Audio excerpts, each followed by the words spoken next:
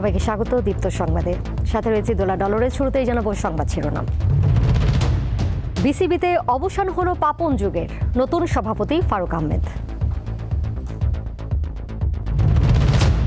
টানা বৃষ্টি আর ভারতের পানিতে কুমিল্লা, ব্রাহ্মণবাড়িয়া ও ফেনীতে বন্যা। তিস্তার হিস্সা আদায়ে আন্তর্জাতিক পর্যায়ে আলোচনার ইঙ্গিত উপদেষ্টার। যে বন্ধুত্বপূর্ণ সম্পর্ক সেটা টিকিয়ে রাখবো। আমাদের যে দাবি দাওয়াগুলো সেগুলো আমরা জোরালোভাবে পেশ করব। আমরা হয়তো আন্তর্জাতিক মণ্ডলেও কথা বলবো যে এইগুলো হচ্ছে আমাদের ন্যায্য দাবি। আয়নাঘরে গুমে জড়িতদের বিচারের দাবি ভুক্তভোগী মাইকেল চাকমার।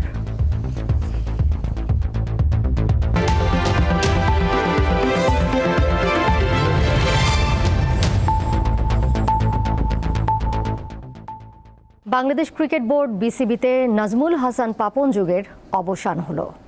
12 বছর পর এলো নতুন সভাপতি, দায়িত্ব নিলেন ফারুক আহমেদ। দেশের ক্রিকেট ইতিহাসে প্রথমবার একজন সাবেক ক্রিকেটার এলেন এই পদে। ঘোষণা দিয়েছেন অনিয়ম ও স্বেচ্ছাচারিতা বন্ধের, সংশোধন করতে চান গঠনতন্ত্র। দায়িত্ব গ্রহণের পর বুধবার বিকেলে মিরপুরের হোম অফ ক্রিকেটে প্রথমবার গণমাধ্যমের মুখোমুখি হন বিসিবির নতুন সভাপতি ফারুক আহমেদ। খেলোয়াড়, অধিনায়ক, নির্বাচক আর প্রধান নির্বাচকের পর এবার তিনি দেশের ক্রিকেটের মূল কর্তা। প্রায় 100 গণমাধ্যম কর্মীকে থামিয়ে শুরুতেই জানালেন তার বোর্ডে স্বেচ্ছাচারিতা চলবে না। ক্রিকেটের উন্নয়নে দ্রুতই সংস্কার করা হবে বিসিবির গঠনতন্ত্র। প্রথমেই তৃণমূলে না গিয়ে আগে খেলার মান আর খেলোয়াড়দের সবচেয়ে প্রভাবিত করে এমন দিকগুলোতে গুরুত্ব দেওয়া হবে বলে জানান তিনি। যেই জায়গাগুলো খুব গুরুত্বপূর্ণ ক্রিকেট আমাদের ইমপ্রুভমেন্টের জন্য, আমাদের ওই জায়গাগুলোতে আমাদের একদম প্রায়োরিটি বেসিসে আপনি অনেকগুলো ফিল্ড আছে আমাদের ভালো করার। আমরা প্রথমেই মাইক্রো ম্যানেজমেন্টে যাব না, আমরা একদম যেগুলো খুব ইম্পর্টেন্ট সেক্টর, যেমন ন্যাশনাল টিমের আমার প্রায়োরিটি তো থাকবেই, at the same time game development, HP, তারপর আপনার যেই জিনিসগুলো আছে ফ্যাসিলিটিস, তারপর আপনার ওইদিকে গ্রাউন্ডস, এই জিনিসগুলো যে 4-5টা আছে যেটা হলো গিয়ে ক্রিকেটের ইমপ্রুভমেন্টের জন্য অত্যন্ত গুরুত্বপূর্ণ, এই জায়গাগুলোতে আমাদের ফোকাস করতে হবে। আগের সভাপতির মতো দল নির্বাচন বা অন্যান্য বিভাগের কাজে হস্তক্ষেপ না করার ঘোষণা দিয়েছেন ফারুক আহমেদ। কথা বলেন হেড কোচ চন্ডিকা হাতুরা সিংয়ের ভবিষ্যৎ নিয়েও। একটা কোচকে যখন আনা হয় তখন নিশ্চয়ই আরো 3-4টার শর্ট লিস্টেড থাকে, কে অ্যাভেলেবেল আছে, কে আসতে পারবে না আসতে পারবে, আদৌ আসতে পারবে কিনা, সেক্ষেত্রে আমরা ওটা চিন্তা করবো আর কি। লোকাল কোচেস মানে আমার মনে খুব ভালোভাবে আছে, দেখি এখন বাকিটা I need to talk to everyone and like হয়তো বা আমার উপরে দায়িত্বটা বেশি, because I can call the shot. নতুন সভাপতির পাশে থাকা মাহবুব আনাম ও ইফতেখার আহমেদ মিঠুর বিরুদ্ধে রয়েছে অনিয়মের অভিযোগ। জবাবে ফারুক আহমেদ বলেন রাতারাতি বড় পরিবর্তন আনা সম্ভব নয়। যারা এখানে আছেন তাদের কাজটা ডিফিকাল্ট করার দরকার নেই, আমাদের এটা বুঝতে হবে গঠনতন্ত্র আপনাকে কিন্তু অ্যালাউ করে না আপনি একসাথে সবাইকে নিয়ে নেন। সো এই জায়গাটি কিন্তু আপনাদের একটু ধৈর্য ধরতে হবে। ধৈর্য ধরে আমাদের তো 25 জন ছিল ডিরেক্টর, প্রেসিডেন্ট সহ, এখন আমাদের আছে আজকে দেখেন 8-9 জন আছে, আমাদের আছেন আর তো 16 জন এমনিও নাই। আমাদের কাজ করার জন্য কিছু হ্যান্ডস দরকার। এর আগে সকালে বিসিবির জরুরি সভা বসে যুব ও ক্রীড়া মন্ত্রণালয়ের সভাকক্ষে। আগের বোর্ডের 8 জন পরিচালকের সাথে যোগ দেন জাতীয় ক্রীড়া পরিষদ মনোনীত নতুন 2 পরিচালক ফারুক আহমেদ ও নাজমুল আবেদিন ফাহিম। সেখানেই ইমেইলে পাঠানো নাজমুল হাসান পাপনের পদত্যাগপত্র গৃহীত হওয়ার পর সর্বসম্মতিক্রমে নতুন সভাপতি হন ফারুক আহমেদ। তৌসিয়া ইসলাম, দীপ্ত স্পোর্টস। বিসিবিতে এক যুগ পর পরিবর্তন এলেও রয়ে গেছেন আগের বোর্ডের কয়েকজন। এর মধ্যে অন্যতম 2 পরিচালক মাহবুব আনাম ও ইসমাইল হাদা মল্লিক। তাদেরকে নিয়ে নতুন বোর্ড সভাপতি কতটা সংস্কার আনতে পারবেন সেটি এখন দেখার বিষয়। দীর্ঘদিন ধরেই বাংলাদেশ ক্রিকেট বোর্ডের কার্যক্রম নিয়ে প্রশ্ন তুলে আসছেন খেলোয়াড়, দর্শক ও সংশ্লিষ্টরা। সবচেয়ে বড় অভিযোগ ক্রিকেট নয়, বোর্ড প্রাধান্য দেয় ব্যক্তি স্বার্থকে। নতুন সভাপতি ফারুক আহমেদ দায়িত্ব পেয়ে সাফ জানিয়ে দিলেন বিসিবিতে এসবের অবসান ঘটবে। বোর্ডের প্রেসিডেন্ট যদি বোর্ডে ব্যবসা করি তাহলে it's a serious conflict of interest, direct interest, এরকম কোনো কাজ হবে না। আওয়ামী শাসন আমলে দেশের অন্যান্য খাতের মতো বিসিবিও দুর্নীতি, অনিয়ম আর স্বেচ্ছাচারিতার বাইরে ছিল না। সরকার পতনের পর কয়েকজন পরিচালক পলাতক আছেন। বহাল তবিয়তে রয়েছেন বিসিবি পরিচালক মাহবুব আনাম। সাবেক বোর্ড সভাপতির খুব কাছের এই মানুষটিকে অবৈধ সম্পদ অর্জনের অভিযোগে নোটিশ দেয় দুদক। ইসমাইল হায়দার মল্লিক, সংক্ষেপে তিনি IH মল্লিক নামেই পরিচিত। বেক্সিমকোর একজন সাধারণ কর্মী থেকে সালমান এফ রহমান আর পাপনের সাথে সম্পর্কের কারণে বনে যান BPL এর সদস্য সচিব এবং ক্লাব ক্রিকেটের অঘোষিত রাজা। তার কথা মতোই নাকি চলত দ্বিতীয় বিভাগ, তৃতীয় বিভাগের অনেক ক্লাব। তার বিরুদ্ধে অনেককে ভয় ভীতি দেখানোর অভিযোগ রয়েছে। বোর্ডের সবচেয়ে আলোচিত এবং সমালোচনার শিকার আম্পায়ার্স কমিটি, যার দায়িত্বে আছেন ইফতেখার আহমেদ মিঠু। তার বিরুদ্ধেও রয়েছে নানা অভিযোগ। নয়া সভাপতির বোর্ডে থেকে গেলেন নাজমুল হাসান পাপন প্যানেলের আরও কয়েকজন। আগের বোর্ড পরিচালকদের বিরুদ্ধে অভিযোগের অন্ত নেই বিভিন্ন মহলে। সম্প্রতি মুখ খুলছেন অনেকে। মোহাম্মদ হাসিব, দীপ্ত স্পোর্টস, ঢাকা। যাচ্ছি পরের প্রসঙ্গে। টানা বৃষ্টি আর ভারত থেকে আসা পানিতে কুমিল্লা, ব্রাহ্মণবাড়িয়া, ফেনী, খাগড়াছড়িতে বন্যা দেখা দিয়েছে।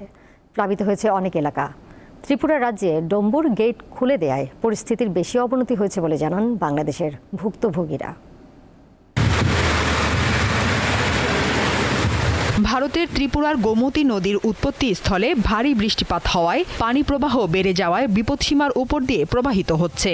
পানি বাড়ার ফলে জেলার আদর্শ সদর, বুড়িচং ও দেবিদ্বারের বেশ কিছু এলাকায় জলাবদ্ধতা দেখা দিয়েছে। ফলে বহু পরিবার পানিবন্দী হয়ে পড়েছে। ইন্ডিয়ার পানি আইসা আখাউড়ার ঘর বাড়ি ডুবে গেল।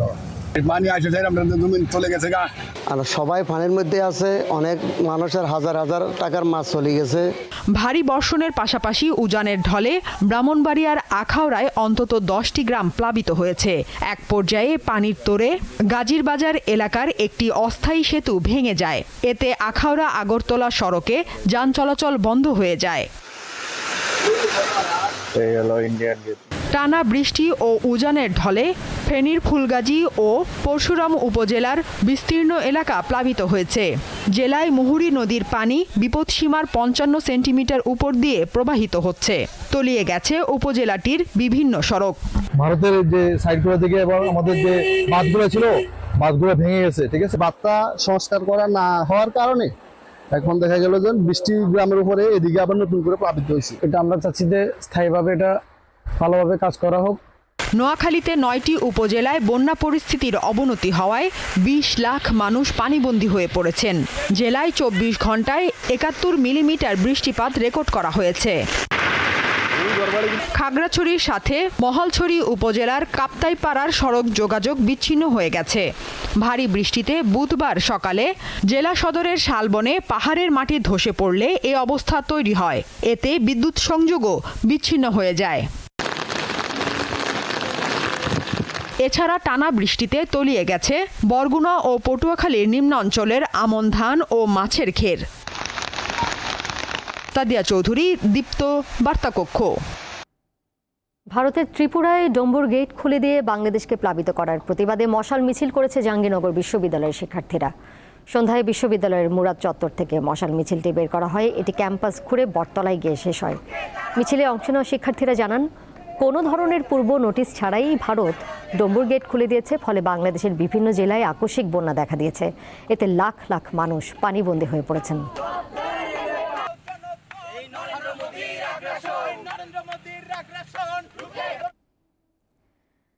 তিস্তার ন্যায্য হিস্সা আদায়ে ভারতের সঙ্গে বন্ধুত্ব সম্পর্ক বজায় রাখার পাশাপাশি প্রয়োজনে আন্তর্জাতিক পরিমণ্ডলেও আলোচনা করতে পারে বাংলাদেশ।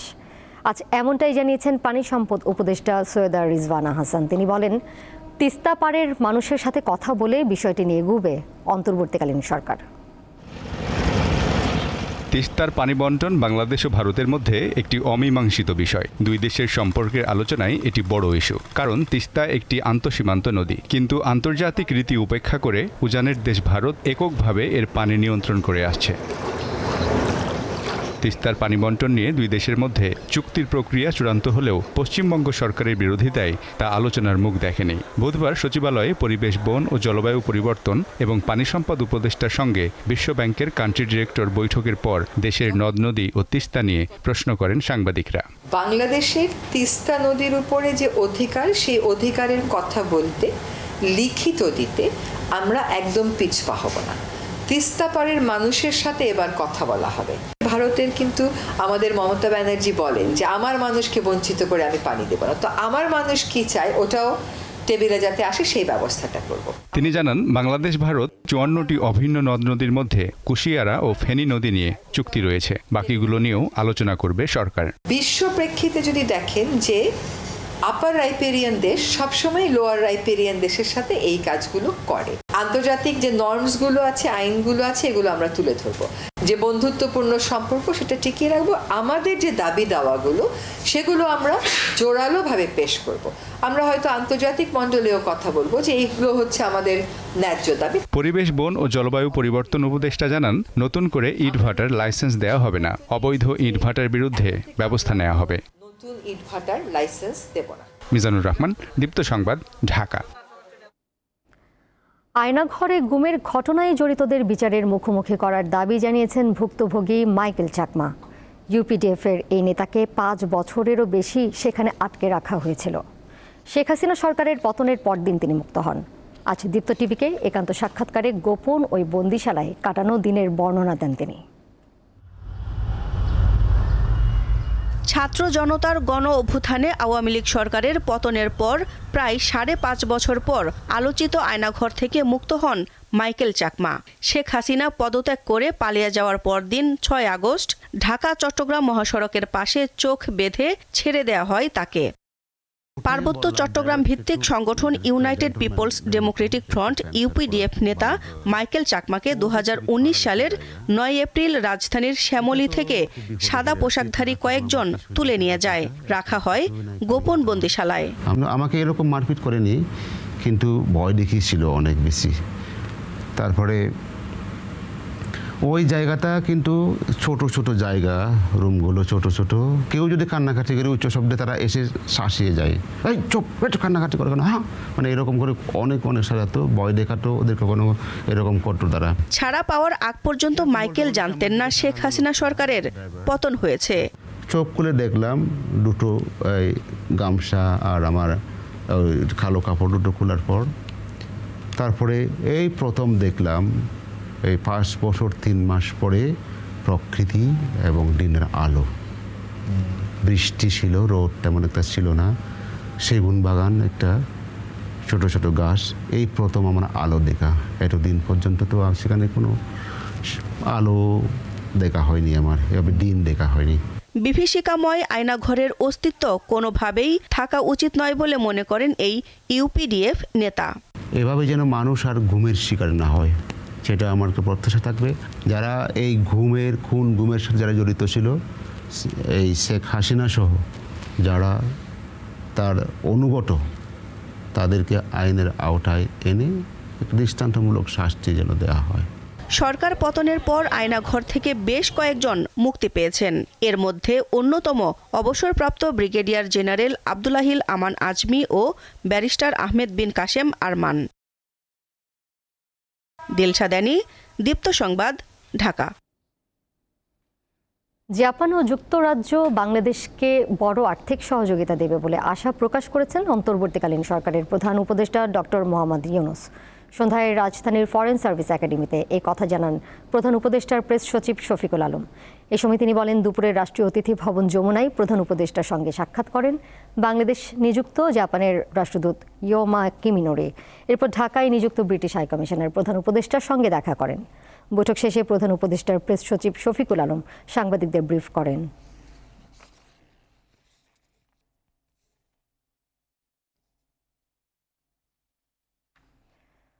গণ অভ্যুত্থানের মাধ্যমে যে বিজয় অর্জিত হয়েছে তা সুসংহত করতে না পারলে আগামীতে আবারও নব্য ফ্যাসিবাদ হাজির হবে, এমনটাই মনে করেন বিএনপি মহাসচিব মির্জা ফখরুল ইসলাম আলমগীর। বিকেলে বিএনপির কেন্দ্রীয় কার্যালয়ে এক যৌথ সভা শেষে তিনি একথা বলেন।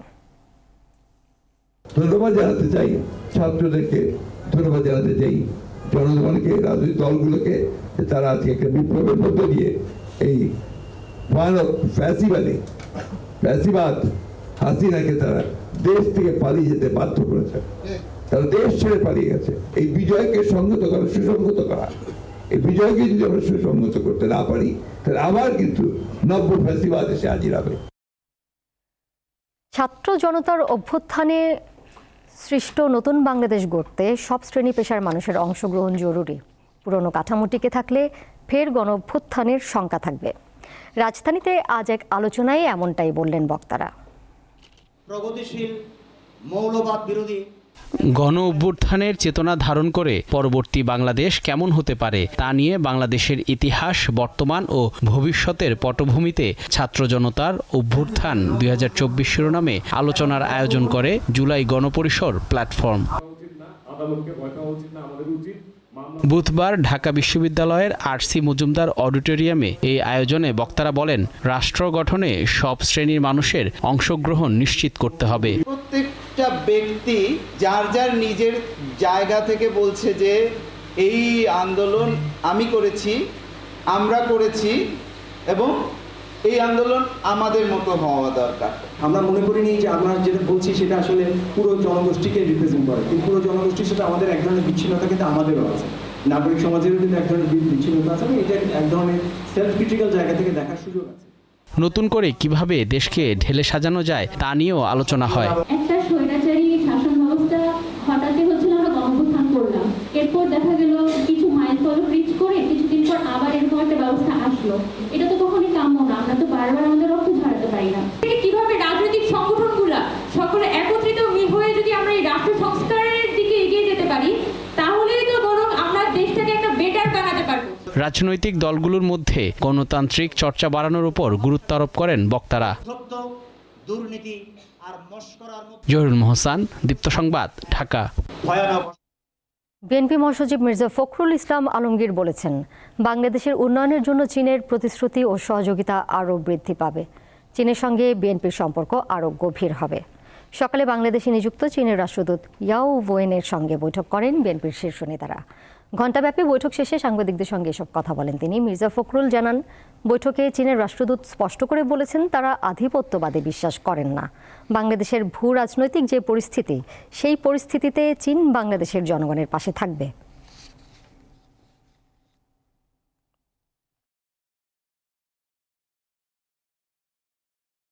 বাংলাদেশ জাতীয়তাবাদী দলের সঙ্গে চীনের কমিউনিস্ট পার্টির সম্পর্ক দৃঢ় থেকে দৃঢ়তর হবে এবং আমাদের বাংলাদেশে তাদের যে বিনিয়োগ জনগণের উন্নয়নের জন্য, দেশের উন্নয়নের জন্য, সেটা আরো বৃদ্ধি পাবে এবং মিউচুয়াল ট্রাস্টের পারস্পরিক যে বিশ্বাস, আস্থা, তার উপর ভিত্তি করে আমাদের সম্পর্ক ভবিষ্যতে আরো এগিয়ে যাবে। বিএনপি চেয়ারপারসন খালেদা জিয়া হাসপাতাল থেকে সন্ধ্যায় গুলশানের বাসায় ফিরেছেন। রাত 8:30টার দিকে বাসায় পৌঁছান তিনি। সন্ধ্যা 4:30টার দিকে হাসপাতাল থেকে খালেদা জিয়াকে বহনকারী গাড়ি তার গুলশানের বাসার উদ্দেশ্যে রওনা হয়। এ সময় নেতাকর্মীরা হাসপাতালের সামনে ভিড় করেন। খালেদা জিয়ার ব্যক্তিগত চিকিৎসক ও দলের স্থায়ী কমিটির সদস্য AZM জাহিদ হোসেন জানান, সাবেক প্রধানমন্ত্রীকে চিকিৎসার জন্য দেশের বাইরে নেওয়া হবে। উনি কিছুটা সুস্থ হয়েছেন, কিন্তু মনে রাখতে হবে যে আমরা আগেও বলেছি, ওনার চিকিৎসার জন্য একটি পর্যায়ে আমরা আছি, বাসায় রেখে চিকিৎসা চলবে। পরবর্তীতে ওনার শারীরিক সুস্থতাকে এমন পর্যায়ে আনার চেষ্টা করা হচ্ছে যাতে উনি একটা লম্বা সময়, অর্থাৎ 8 থেকে 15 ঘন্টা, কোনো কোনো ক্ষেত্রে 21 ঘন্টাও হয়, সেইটা যাতে উনি ফ্লাই করতে পারে। আন্তর্জাতিক প্রসঙ্গ। পাকিস্তানের সাবেক প্রধানমন্ত্রী ও পাকিস্তান তেহরিক ইনসাফ পার্টির প্রধান ইমরান খান ও তার স্ত্রী বুশরা বিবির 15 দিনের রিমান্ড মঞ্জুর করেছে দেশটির আদালত। তোষাখানা সংক্রান্ত একটি নতুন মামলায় তাদের এই রিমান্ড মঞ্জুর করা হয়। পাকিস্তানের সংবাদ মাধ্যম জিও নিউজ জানিয়েছে, রাওয়ালপিন্ডির আদিয়ালা কারাগারে রয়েছেন ইমরান খান। সেখানে একটি বিশেষ আদালতে মামলার শুনানি অনুষ্ঠিত হয়। শুনানি শেষে দুর্নীতি বিরোধী ওই বিশেষ আদালতের বিচারক নাসির জাভেদ রানা রিমান্ড মঞ্জুর করেন। একই সঙ্গে আগামী 2 সেপ্টেম্বর ইমরান ও তার স্ত্রী বুশরা বিবিকে আদালতে হাজির করারও নির্দেশ দেন। যুক্তরাষ্ট্রের প্রেসিডেন্ট প্রার্থী কামালা হ্যারিসের প্রতি জোরালো সমর্থন জানিয়েছেন সাবেক প্রেসিডেন্ট বারাক ওবামা।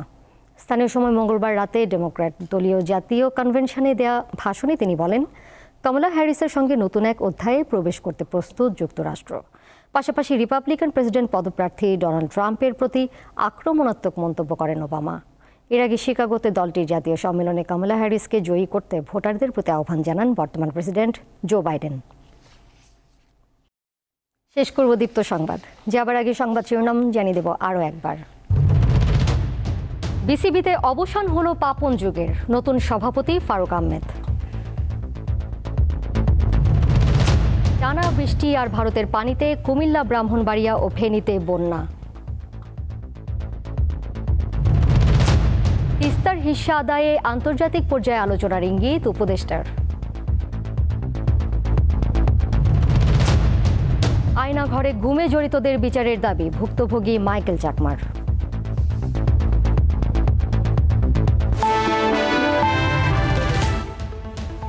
আর এই ছিল এখনকার মতো।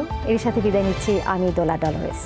আরও তথ্য এবং বিনোদনের নানা খবরাখবর জানতে যুক্ত থাকুন দীপ্ত ডিজিটাল প্ল্যাটফর্মে। সবাইকে ধন্যবাদ।